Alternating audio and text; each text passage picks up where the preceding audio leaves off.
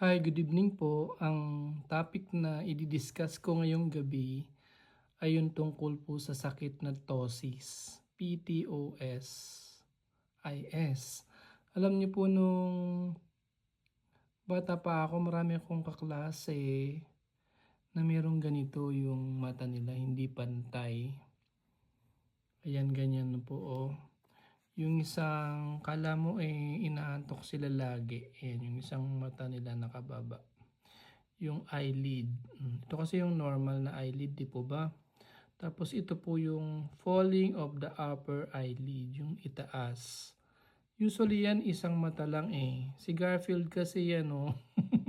Meron siyang ptosis, pero dalawang mata sa kanya. Joke lang po. Ganyan talaga yung mata ni Garfield kasi antukin kasi yan si Garfield eh. Ganyan po yung itsura ng mga taong may ptosis sa mga bata. Yan. Minsan congenital kasi yan. So, yung muscle niya dyan, yung levator palpebrae superioris muscle. Yan. Or levator muscle. Ang may problema. Tsaka yung nerve supply. Ayan. So, pwede naman palang i-repair yan or ayusin ng plastic surgeon. Ganyan. Yan po yung meaning ng ptosis or drooping of the upper eyelid. Ayan. Minsan isa, minsan dalawa. Ayan. Yung ptosis normal. Pag tumatanda ka na pwede. Pag meron kang o kaya muscle disorder, myasthenia gravis. Pwedeng nerve injury dun sa nerve. Minsan di ba yung mga nagpapabotok sa kilay? Ingat na ingat yung mga nagbobotox kasi pag na-injure nila yung nerve, pwedeng magkaroon ng ptosis.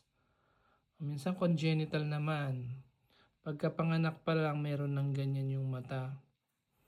So, ito po yung muscle na mainly affected. Although meron pang ibang muscle, pero usually ito, yung levator palpebrae superioris muscle. Ang ginagawa dyan, pag nire-repair po yan, iniiksian para madaling iangat yung mata, ay yung pilik mata, ay yung muscle na yan. Yung eyelid muscle. Ayan. So, ang surgery ang ginagawa, bubuksan yan, tapos ilolocate yung levator muscle na yun, iiksian, para madali siyang iangat. Ayan. Hala, bakit putol na agad? Nasaan na yung nerve supply? Nawawala. Saan na napunta yung nerve supply?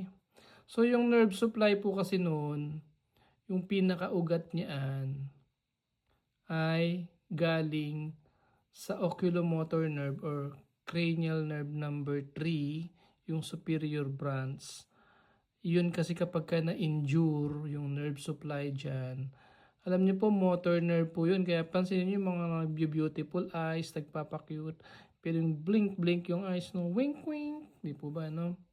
So, subukan niyo, isipin niyo na i-wink-wink niyo, beautiful eyes niyo yung niyo mata niyo, di ba nagagawa natin consciously, voluntarily.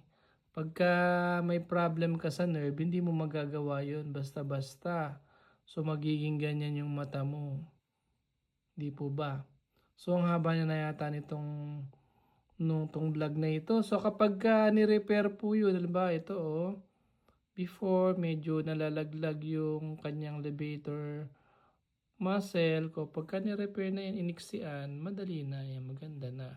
Ibig sabihin, nagagamot naman pala ito. Makipagkonsulta lang sa mga ophthalmologist o kaya mga plastic surgeon sa mata ay pwede na palang ayusin yan. Good evening po sa inyo.